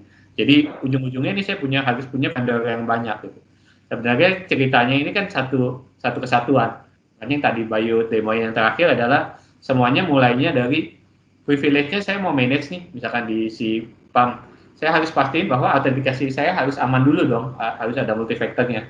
Nah, kalau di si CyberArk kita ada end-to-end solusi sih, solusinya end-to-end untuk pastiin bahwa dari sejak user ini mau login awal, autentikasinya udah secure gitu, udah multifaktor. Kemudian mereka mau akses, udah ada portal single sign-on-nya, sampai mereka akses privilege account-nya di sisi PAM-nya, kemudian sampai endpoint privilege-nya. Nah, ini yang kita protect end-to-end. Dan untuk yang pertanyaan renewal-nya sesuai yang, karena seperti vendor biasa Pak, kita renewal-nya per tahun, tergantung nih nanti biasa teman-teman mau apakah sekali beli misalkan langsung 3 tahun di muka gitu, atau kan saya mau beli, saya renewal per tahun aja. Semuanya bisa sih. Oke Pak Nanang, semoga menjawab ya. Ini kita langsung ke pertanyaan selanjutnya. Ini ada dari Pak Arif dari PT Alita Praya Mitra. Pak Arif, lumayan pertanyaannya ada 4. Pertanyaan yang pertama ya Pak, langsung ini agar semua server kritikal kami bisa tersinkron di CyberArk agar bisa di-manage credential privilege-nya, apakah itu harus ditambahkan dari masing-masing server kami ke CyberArk-nya Pak? Oke, ini saya langsung baca aja kali ya, lebih enak, karena lumayan panjang. Nah, yang nomor 1 ini, untuk bisa manage semua server kritikal ini, ya nanti di onboard Pak namanya. Jadi sistem onboard kita adalah username sama passwordnya akan di-manage. Nanti yang sebelumnya sistemnya misalkan dia locally manage, nanti akan diambil semua CyberArk yang akan manage. Sehingga rotation password dan kawan-kawan sih CyberArk yang manage, tapi kita sistemnya nggak lakuin perubahan apapun. Artinya nggak ada agent di sistem kita sih untuk yang privilege account. Jadi kita tetap lakuinnya passwordnya udah kita manage. Kalau user mau login itu as it is. Misalkan kalau biasa saya login ke Windows Server pakai RDP, tetap saya akan pakai RDP. Tapi karena username passwordnya udah saya manage, nanti lewatin si CyberArk untuk loginnya. Sama juga ke misalkan saya punya Linux, berarti biasanya saya pakai putih. Nah, nanti akan di manage sama si CyberArk. Tapi sama sebenarnya kita loginnya tetap akan putih dan tidak perlu agent. Itu nomor 1. Nomor 2, dari CyberArk apa saja yang bisa dimonitoring dari tampilan dashboard. Ini mungkin lebih ke arah yang apa aja yang bisa kita protect kali ya. Jadi apa aja pertanyaannya semua device yang ada privilege account-nya sih Pak. Mulai dari saya punya yang critical misalkan server, saya punya database, saya punya network device, saya punya security device, saya punya beberapa case pun saya punya ERP gitu, customer kita punya SAP, super adminnya kita manage gitu. Sampai ke misalkan saya punya custom application yang penting account-nya ini critical bisa kita manage. Itu juga semua GUI ya Pak ya, entah menggunakan CLI base ataupun menggunakan web GUI ya Pak? Iya betul, dua-duanya bisa. Kemudian 3, seberapa besar tingkat security-nya. Nah, nomor 3 kita udah cukup proven Pak. Jadi memang udah banyak dipakai. Jadi di dunia ini udah lumayan banyak, udah 6 ribuan customer. Even di Indonesia pun mungkin udah 100-an customer. Mulai dari yang biasa kritikal ada bank, misalkan telco, manufacturing, dan kawan-kawan. Dan so far sih beneran belum ada bridge gitu. Selama kita protect privilege account-nya, so far masih semua customer kita masih aman-aman aja. Jadi memang secara teknologi udah proven di banyak customer. Nomor 4, apakah menjadi problem double protection jika sudah ada software firewall dengan adanya CyberArk terhadap server on-premise critical kami? Nah, enggak Pak, baik lagi kalau ini berarti pertanyaannya kan yang agent endpoint privilege. Jadi saya bisa pasang endpoint privilege ini di sisi server saya. Nah, karena kerjanya basically beda, jadi saya punya Sophos, saya punya Sophos firewall, dan sekarang saya punya software antivirus itu lebih ke arah akses firewall ini kan akses yang mana yang boleh lewat ke saya punya environment, yang mana yang nggak boleh lewat gitu. Atau misalkan saya punya endpoint antivirus, ya mencegah masuknya malware. Dan kalau si CyberArk ini lebih ke arah manage credential, baik lagi manage provide credential management. Gimana make sure bahwa saya punya administrator password ini nggak kecurian gitu. Atau nggak ada yang melakukan lateral movement, nggak ada yang coba pindah, dapetin local admin, kemudian pindah-pindah, atau escalate privilege.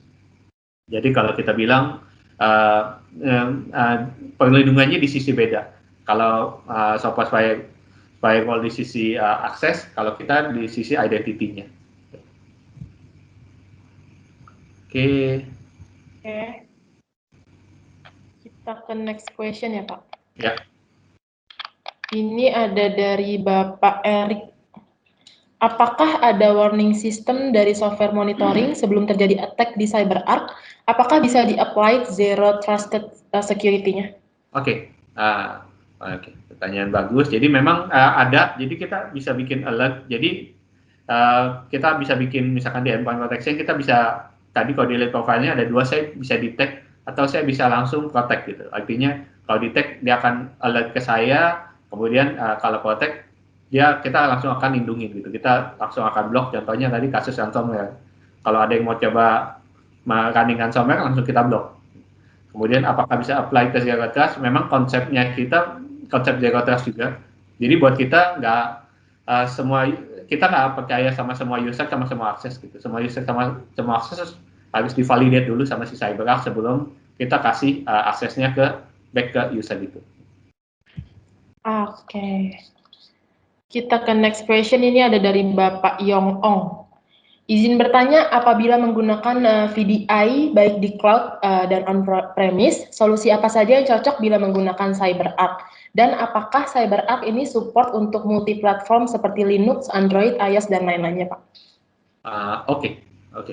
Jadi kalau ini kan, jadi endpoint-nya saya udah manage nih, centralis pakai VDI.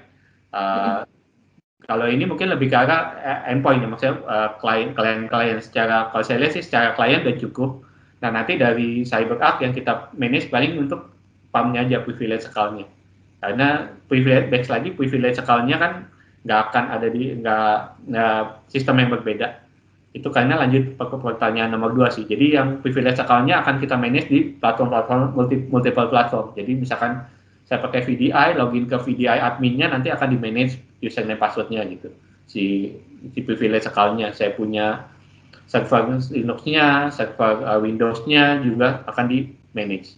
Tapi untuk Android dan iOS memang belum. Kenapa? Karena kan biasanya user device gitu. Karena kalau user device kan nggak ada privilege account, nggak perlu ada privilege account protection. Tapi handphone ini, Android dan iOS ini bisa kita pakai untuk autentikasinya sih. Jadi jadiin kita punya authentication factor. Jadi begitu dia mau login tadi ke critical device-nya, dia login, kemudian dia autentikasinya pakai dia punya handphone. Oke.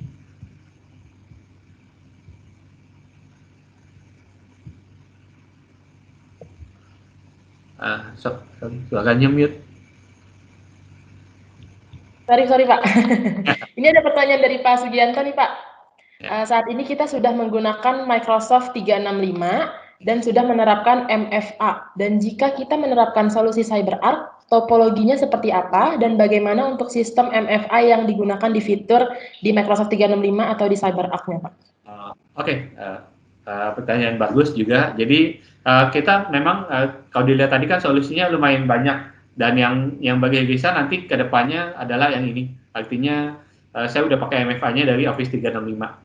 Dan ini banyak customer kita juga yang udah pakai sih sebenarnya. Dan ini artinya kan MFA-nya saya udah punya nih. Ya udah saya tinggal implement CyberArk untuk proteksi lainnya. Contohnya adalah proteksi yang tadi privilege account atau misalkan privilege di sisi endpoint. Nah nanti untuk kedepannya juga kita bisa integrasi nih sama si MFA-nya ini. Jadi contohnya yang tadi Bayu show adalah login ke privilege account-nya nanti bisa pakai MFA-nya si Microsoft aja, karena kan saya udah punya gitu. Dan memang sistemnya kita bisa integrasi sih, dan yang udah kita selalu bilang yang udah customer punya ya kita akan pakai sebagai integration-nya. Kita nggak perlu beli lagi yang feature-nya yang customer udah punya, contohnya MFA Office 365 ini. Jadi tetap terutama sih yang endpoint privilege, karena memang solusinya beda sih. Jadi endpoint privilege ini fokusnya ke gimana implement risk privilege, gimana cegah ransomware. Oke. Kita ke pertanyaan dari, sebentar Pak. Saya masih scroll. Bentar, dari Pak Ardi sih tadi harusnya. Tapi belum muncul. Di Pak Hendri apakah muncul Pak? Ini pertanyaannya saya belum bisa. Ada account akun yang di-open secara otomatis. Ya. Bagaimana cara cybercrack membuka akun secara otomatis tersebut ketika tidak digunakan, apa ada waktu untuk membuka kunci. Oke. Kalau ini sih artinya kan saya punya sistem gitu. Nanti kan cybercrack akan manage privilege-nya, username atau password-nya. Nah, ya dia nggak otomatis, Pak. Jadi dia akan buka hanya ketika user akses gitu. Jadi begitu saya udah manage admin, misalkan saya punya Linux gitu. Nanti kalau ada user Linux admin yang login, misalkan salah satu admin Linux mau login, dia kan masuk ke si CyberArk portal. Nah, dia begitu dia masuk CyberArk portal, kemudian dia klik saya mau login ke Linux server yang X gitu. Nah, nanti baru otomatis username passwordnya akan dikasih gitu. Akan dikasih, dan yang untuk pertanyaan lanjutannya kita juga bisa bikin policy-nya. Jadi saya bisa bikin bahwa dia cuma bisa login selama 1 jam, karena misalkan kita kasih akses ini ke vendor, dia cuma tujuannya mau install software atau dia lagi POC nih, dia butuh akses admin account.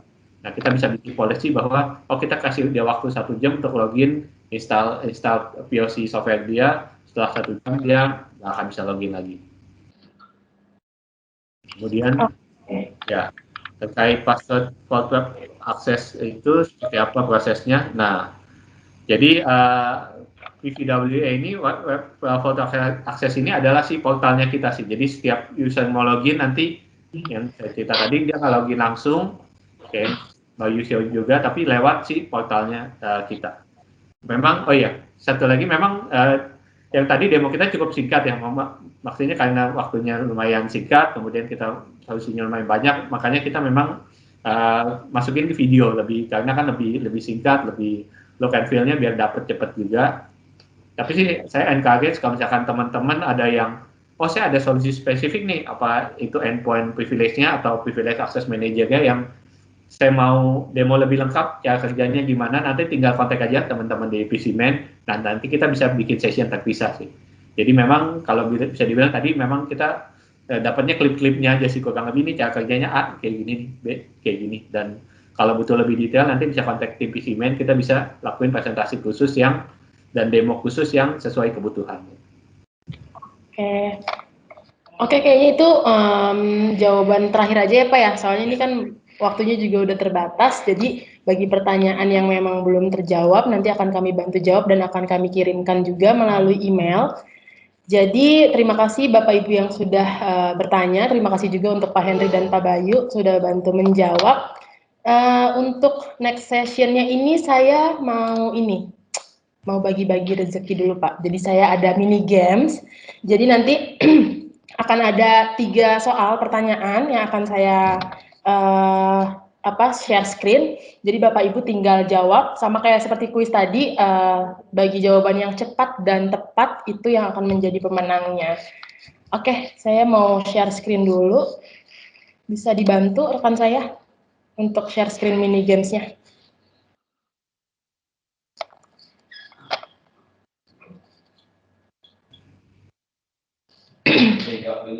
Iya, ini kita main mini games dulu. Aduh, udah ada yang jawab ini. Oke, kita mulai aja. Pertanyaan yang pertama. Tebak gambar. Ini clue-nya. Ini Ini waktunya cuma 15 detik. Jadi Bapak Ibu bisa langsung jawab aja di kolom chat. Ada yang bisa tebak gambar apa ini? Gajah, kurang hurufnya Pak. Kurang hurufnya. Ya, ini coba next, apa ini jawabannya? Gajah. Baik, ini udah ada yang jawab. Menang. Apa benar ya? Oke, kita ke next. Tebak gambar lagi. Ini ada gambar sumur. Ini ada huruf yang bisa diganti nih. Terus ada apa nih? Cat merah. Apa nih coba kira-kira? Ya, apa jawabannya? Next. Semut merah. Ya, yang jawab benar juga nih. Oke, kita langsung ke pertanyaan terakhir aja. Tebak nama hewan ini. Oh, ini clue. Clue-nya ini mungkin hidupnya di padang rumput, berekor panjang, herbivora dari Australia, dan dia melompat. Ini pasti harusnya semuanya tahu. Ini tebak nama hewan ya, Bapak-bapak. Ya, next. Kanguru, betul. Oke. Ini nanti untuk para pemenangnya nanti saya infokan juga di akhir acara berikut dengan pemenang kuis tadi. Terima kasih yang sudah bergabung nih supaya yang sudah mengikuti mini games ini biar lebih semangat lagi.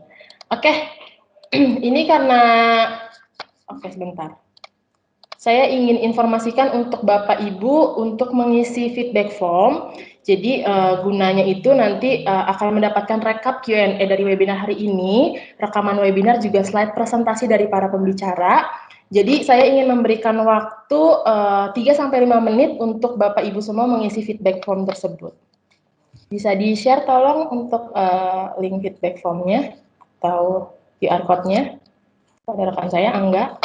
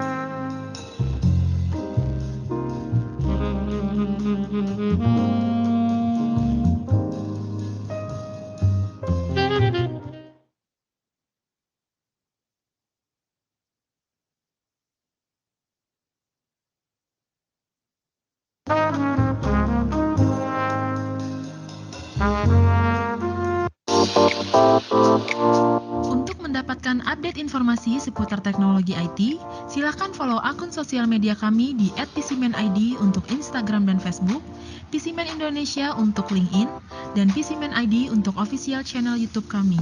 Jangan lupa di like, subscribe, dan share ya.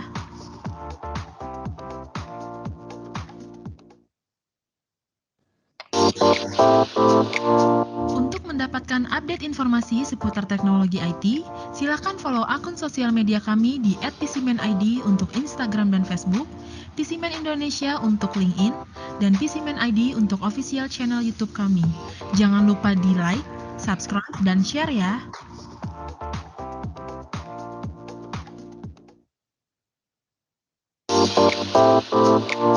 Untuk mendapatkan update informasi seputar teknologi IT, silakan follow akun sosial media kami.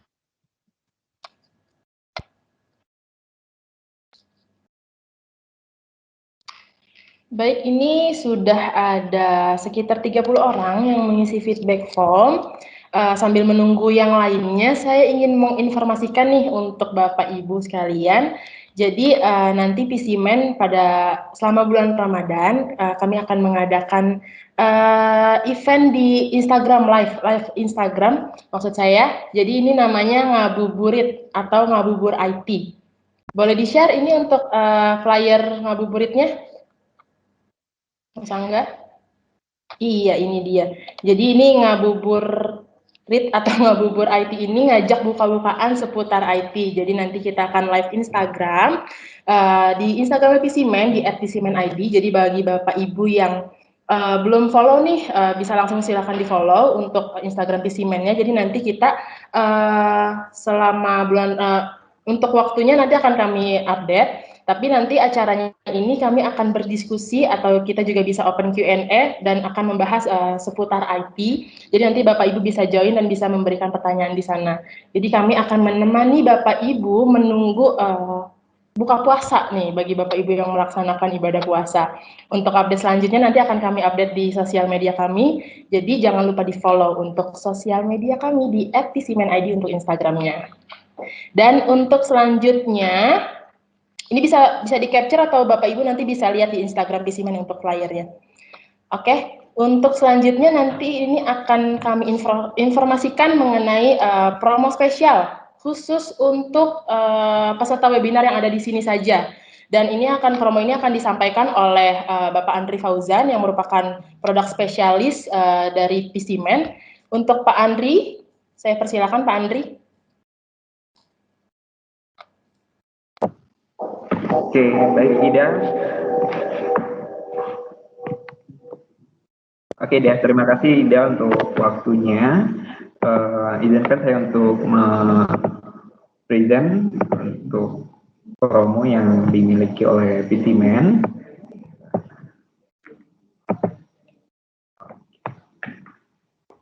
Untuk presentasinya sudah kelihatan, Bapak Ibu? Sudah Mas Andri, sudah kelihatan. Oke, baik. Terima kasih waktu dan kesempatannya, dan terima kasih juga kepada speaker yang sudah mempresentasikan solution CyberArk pada webinar hari ini. Presentasi dan demo yang sangat edukatif dan informatif kepada kita semua. Dan terima kasih kepada para peserta webinar yang masih antusias sampai saat ini. Perkenalkan, saya Andri Fauzan sebagai produk spesialis services PCMan. Di sini saya akan menyampaikan sedikit informasi promo kepada peserta webinar yang sudah hadir. Di mana promo ini hanya bisa didapatkan oleh perusahaan yang sudah terregistrasi dan mengikuti webinar hari ini saja. Ini merupakan promo yang sangat bagus, di mana peserta sekalian berkesempatan mendapatkan voucher, di mana voucher ini berlaku untuk PIC yang dari awal register untuk POC produk CyberArk dengan solution yang sudah disampaikan oleh speaker kita hari ini. Untuk vouchernya terbagi dua, di mana Bapak atau Ibu sekalian melakukan POC akan mendapatkan voucher sebesar Rp500.000. Dan jika sampai dengan PO atau melakukan purchase order akan mendapatkan voucher sebesar Rp1.000.000. Nah, ditambah untuk 3 peserta pertama, ini tambahan dari kita juga untuk peserta yang melakukan registrasi hari ini pada link yang akan sudah kami sertakan di kolom chat akan mendapatkan tambahan voucher Rp500.000. Sehingga jika Bapak Ibu melakukan registrasi sekarang untuk melakukan POC, total sampai dengan purchase order bisa mendapatkan 2 juta rupiah. Dan di sini sudah ada linknya disertakan. Rekan-rekan sekalian silahkan yang berminat untuk langsung mengisi form pada link yang sudah ada di kolom chat. Ya.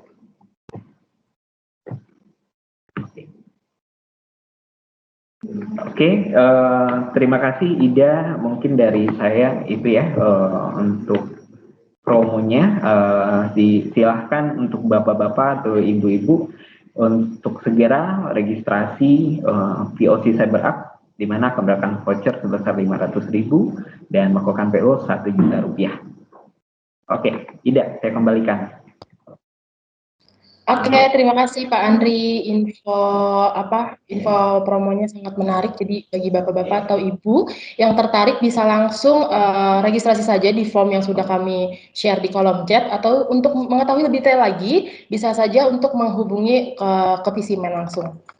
Oke, ini sebentar saya cek dulu yang sudah mengisi feedback form.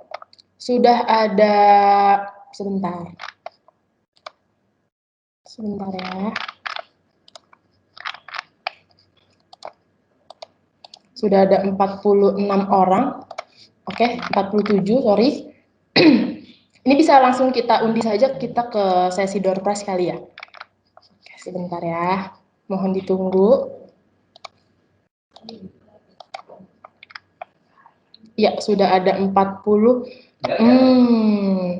Ini Bapak Edwin mengisi feedback form sebanyak 7 kali. Oke, tapi nggak apa-apa, nanti saya masukin namanya satu aja ya Pak. Oke, sebentar saya copy paste dulu untuk nama-nama yang sudah mengisi feedback form. Nah, ditunggu.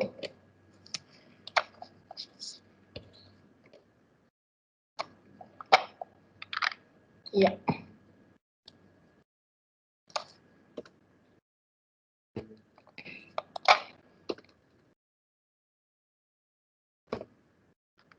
Oke, ini sudah.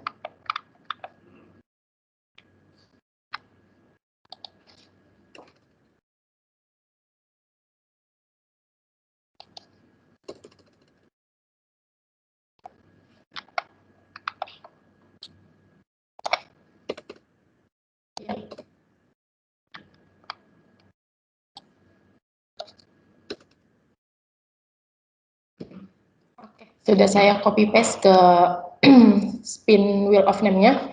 Saya share screen dulu ya. Jadi nanti di door prize ini akan ada 3 pemenang. Pemenang yang ketiga ini akan mendapatkan saldo OVO atau GoPay senilai Rp200.000. Dan juara kedua akan mendapatkan Rp300.000. Dan yang juara pertama akan mendapatkan Rp500.000. Ini lumayan nih. Uangnya bisa buat jajan nanti selama bulan puasa. Oke. Ya, ini apakah layar saya sudah terlihat? Sudah terlihatkah? Pak Andri atau? Sudah. Sudah ya? Oke. Oke, ini saya sudah langsung spin untuk yang juara ketiga. Ini yang akan mendapatkan adalah Bapak Erik Setiadi. Ini dari apa nih? Dari PT apa ya? Oke, Pak Erik mohon untuk absen ya Pak. Karena kalau misalnya nggak absen, ini akan hangus. Coba Pak Erik, apakah masih ada di sini Pak Erik? Bisa absen di kolom chat.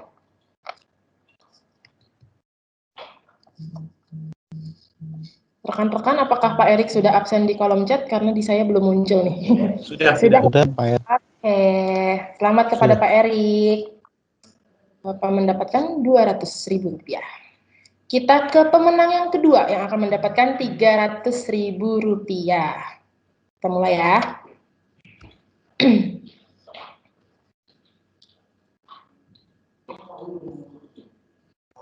Iya, Bapak Zulhusni Siregar. Bapak Zulhusni Siregar, Sama seperti Pak Erik tadi ya, mohon untuk absen. Mohon untuk absen di kolom chat. Saya hitung dari 5, 4, 3, 2, 1. Ya Pak Zulhusni, mana nih?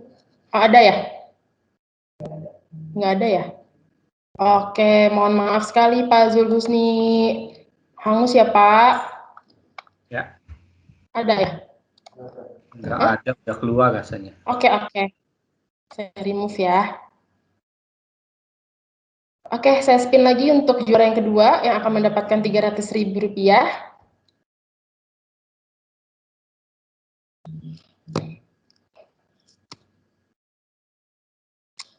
Ya, Bapak Budi Hermawan. Ada tadi Pak Susninya resen. Ya. Nah, dicek lagi coba. Harus absen di chat untuk ininya ya. Oke. Bapak siapa nih sekarang? Pak Budi Hermawan, apakah ada nih? Saya hitung dari 5 ya Pak. 5. Oke, Pak Budi hadir. Oke, Pak Budi selamat mendapatkan Rp300.000. Nah, ini nih yang juara yang pertama nih yang akan mendapatkan Rp500.000 ini siapa nih? Langsung aja kita spin, oke? Spin dimulai.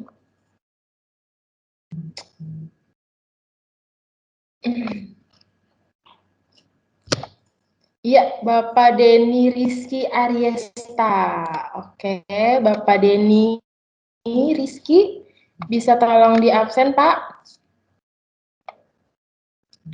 Apakah ada rekan-rekan? Ada ya, Bapak Denny ya?